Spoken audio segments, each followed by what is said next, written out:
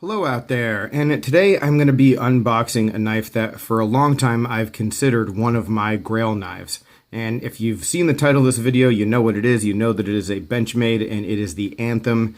And that is a knife that, gosh, I have wanted to get my hands on for a long time. I've only handled it a couple times at Blade Show, and I only handled it briefly at those shows because it just was it was just one of those knives that, I don't know, I just didn't want to get too caught up in trying to get it because I just didn't think it would ever happen. And the reason I didn't think it would happen, guys, if we're being really honest, I have a lot of knives that I want that are sort of in the price range of one of these things. And, you know, I want a Sebenza probably a little bit more. And if we're going to continue to get more expensive than like this price range and a Sebenza, then I want like a Ken Onion Mid-Tech and I want a McGinnis Pro line. And, you know, there's a lot of stuff that if I ever am going to spend that much money, I'm going to go all the way with it. And I'd sort of come to terms that the Anthem was going to be that knife that I really liked and always wanted and maybe just would never have. And then, lo and behold, I got lucky and I won one in a raffle last week, and now it's here. And it's time to get it in hand and check it out.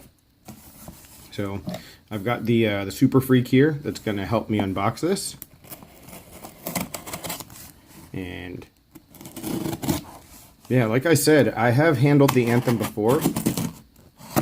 I remember it being a little bit smaller, like in person, than I imagined it would be.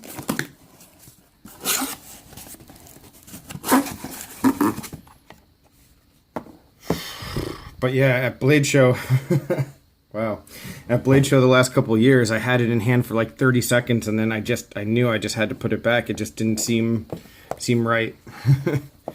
But let's see it.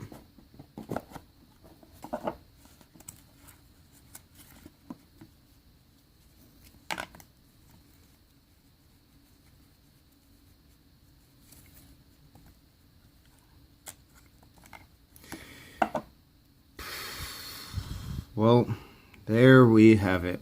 Look at this.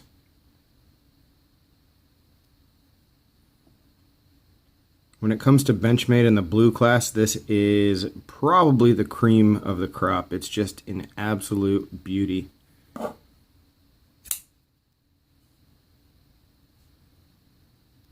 The design is one that, man, I'd feel like they would want to do more with this and get this design into people's hands at a cheaper price too, just because it is just an excellent design. But I mean, this one as it is, 20 CV, you know, your one piece of titanium and a new modified kind of axis mechanism in order to fit into this. So yeah, just a really cool amount of innovation. And just a supremely classy piece and a beautiful EDC. While we have it here, let's do a little bit of size comparisons. So here is that Super Freak. So the Super Freak really isn't that much longer, maybe 1/4 of an inch, if that, in terms of cutting edge. But it's really just like the thickness of the handle and the beefiness there. And you can see just how, compared to the Super Freak, just how abbreviated the design is here, just to make it like disappear into the hand a little bit more and not be so chunky. All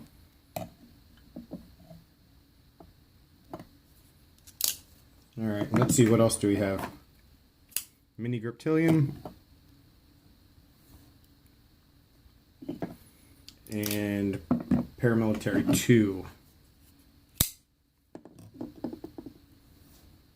That's a pretty good comparison. But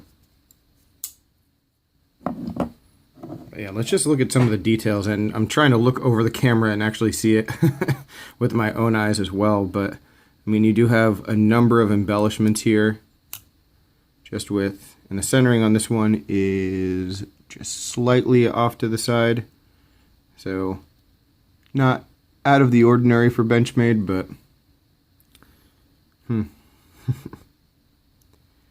the thumb studs and the axis bar both have this like decorative look to them. And if I have the Colgera nearby, and I'm not sure I do, but the Colgera and a number of the other, so a number of the other like older models, did the same kind of thing where it would have the same kind of design on the thumb stud and the axis bar. And I really like that kind of level of detail. It adds a lot to the overall look, I think.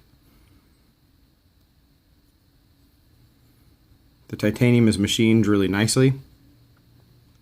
I mean, as far as like degree of difficulty, like the actual design on the outside doesn't seem to be that intricate, but obviously the whole idea of it, the concept, is something that is not something that Benchmade has ever done before. So lots of kudos for that.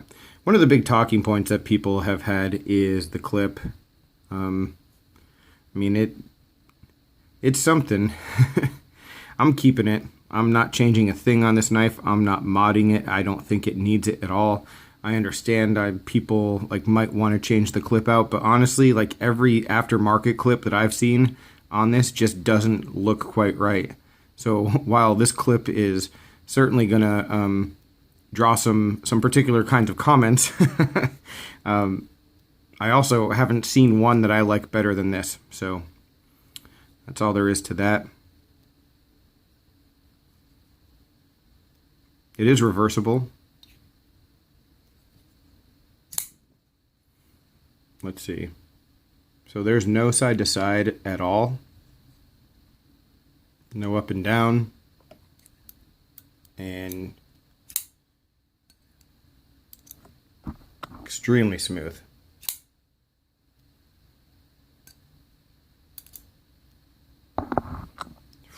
Man.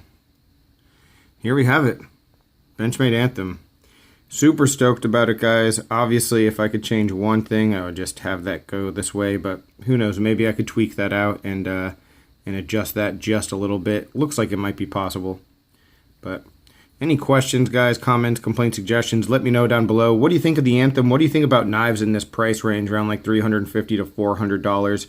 What would be your go-to at that price point?